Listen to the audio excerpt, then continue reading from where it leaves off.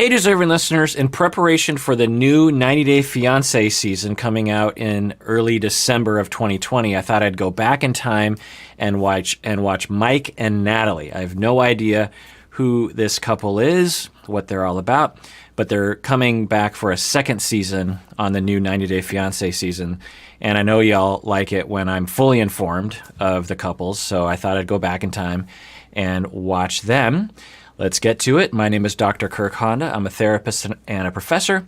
Let's see if anything of interest comes out of my face as I watch. And I keep looking up here because I have a little note that their names are Mike and Natalie.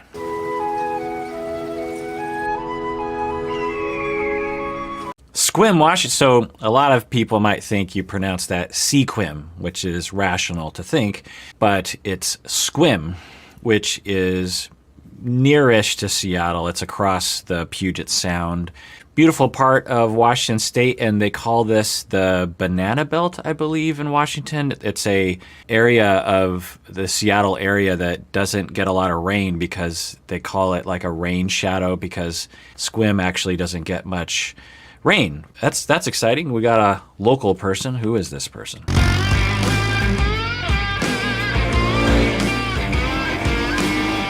I will also say that Sequim is a pretty rural part of Washington State, so it's fairly different from Seattle, the city. But I'll also say that I grew up outside of Seattle and grew up probably in a neighborhood similar to Sequim in terms of the way it is now. My name is Mike. I'm 34 years old. I live in Sequim, Washington. Sequim is a nice, small, homey town, about 7,000 people. My family's been here for about 130 years. As someone that also comes from Washington State for 120 years, my Japanese side has lived in Washington State for 120 years. My white side came over from Kansas in the 40s. It's kind of rare to meet people who have several generations having lived in Washington State. My name's Mike, and then we just started, just texting back and forth a little bit. And then the friendship started blooming from there, and she said she would really like for me to come out there and see if we hit it off. And so I booked the flights, and I shot off to Kyiv, Ukraine. Wait, so he's from the Seattle area, but he has a Dallas Cowboys hat on? Maybe that's not a Dallas Cowboys hat, but come on. If that is, I don't know. Here in Sequim compared to Kyiv, Ukraine, where you're at? No, what? All the restaurants and everything here is closed by 10 o'clock. What? It's a joke. No, I'm serious. I'm a little bit worried about this. We've seen this with other couples on the show. My dog is barking at a delivery person. And we've seen before where over video, there's lots of love, lots of talking about love, lots of sweet nothings, if you will, and none of the bad things. And an appreciation of difference. And then when they meet in person, that's when the reality of the differences really start to set in. Obviously, there's a cultural difference, a Ukrainian woman and a Washingtonian dude. But they also have differences in how they approach life. She likes to do a lot of different things, like rock climbing and psychology, and she's a Renaissance woman, if you will. And him, Mike, seems to be pretty set in his ways. He has a ranch. He doesn't. He sees that as a contrast. Like, she's really full of life, and I'm kind of the ogre who sits at home. She's a vegetarian. I'm a meat eater. She's highly religious, and I am not. And in this stage, you can feel like, oh, that's interesting. Opposites attract. And then you meet in person, and you realize, wait, these are pretty fundamental aspects of personality and lifestyle and belief and values and how you want to raise your kids. If they get married and have kids, will the kids be raised in a church or will they not? Will the kids be raised vegetarian or not? These are pretty fundamental questions that I wish they would talk about, and maybe they have, but they often don't, prior to moving forward with the relationship. These are important things.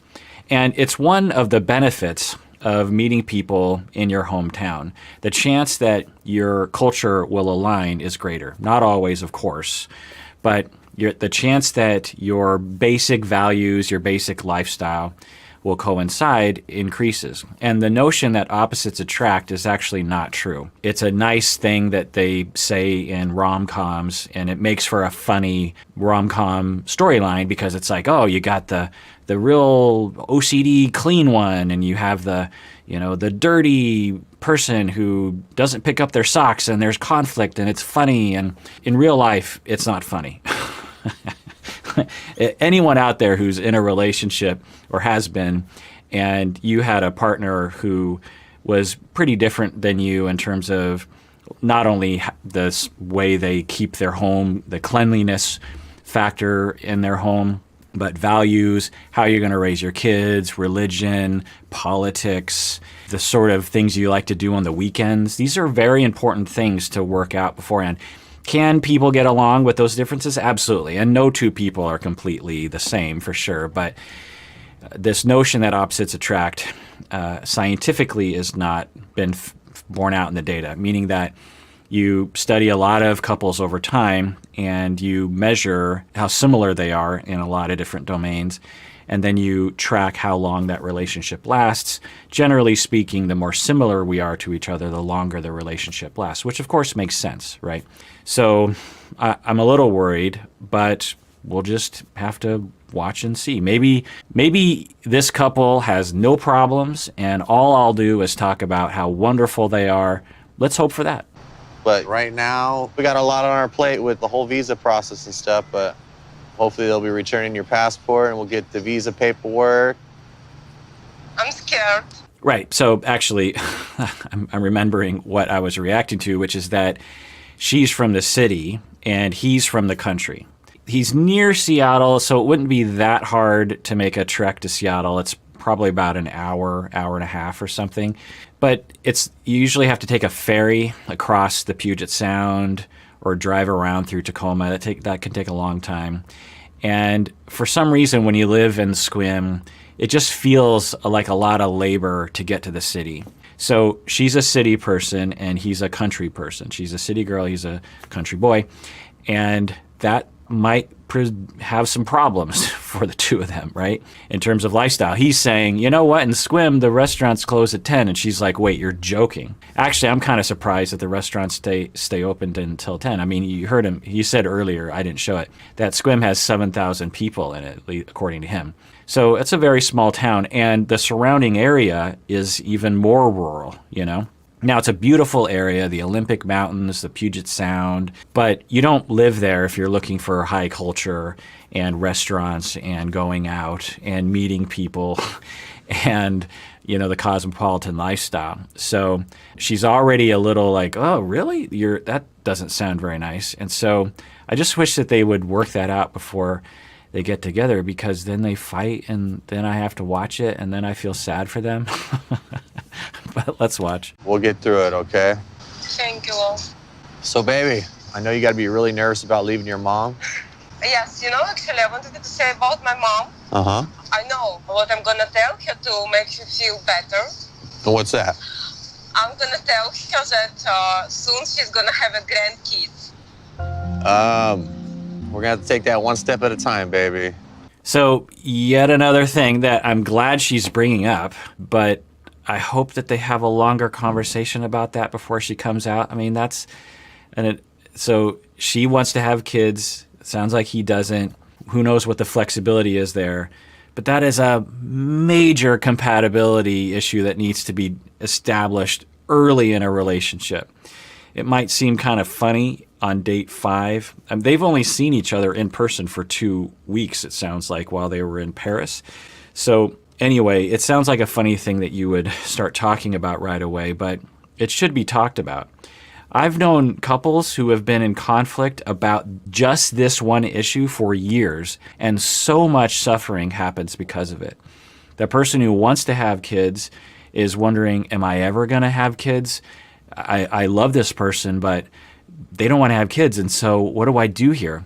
The person who doesn't want to have kids either has to have kids when they don't want to, or live with the fact that because of their preference, they're ruining their spouse's life. So it's just one of those things. You know, when you go on dating apps, that's one of the questions that they'll often ask is, do you want to have kids or not? Because that's one of those very early things that should be established. So, you know, I get that they're attracted to each other and they like talking to each other over video chat, but I guess I've watched this show enough times now that I can already see the conflict before it begins. Who knows?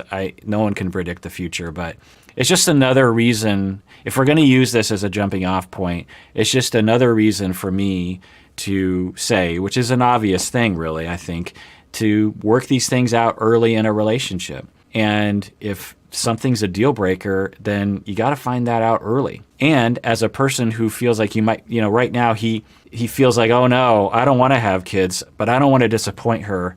So I'll say, well, let's talk about it. Even though in my mind, I know I'm never going to have kids. Just give the person the information. If that's how you feel, stand by it. There are other people out there who also don't want to have kids, and what a wonderful couple you would make, right? So anyway, let's continue watching. Got some major credit card debt that I need to get myself out of. To be honest with you, baby, we'll have to take it one day at a time, and, I got to see how I feel about it. Let's not talk about it now. Okay, baby. I've gotten myself in a little bit of a pickle, and, I haven't told Natalie about my credit card debt that I need to get paid off. So you can really sense the shame that he feels about it, which is awful. There's a lot of stigma around financial troubles, particularly for men, and you can hear that in his voice. So far, I really like this couple. They both seem like really genuine, fun people, so this is going to be fun to watch, I hope. But again, I hope that he's telling her what's happening, because this isn't one of those bombs you want to drop when she arrives. Because if they're going to get married and they're going to be involved with each other, then his debt will become their debt. Maybe not technically, but at least as a family, it will be her problem to deal with as well. But anyway.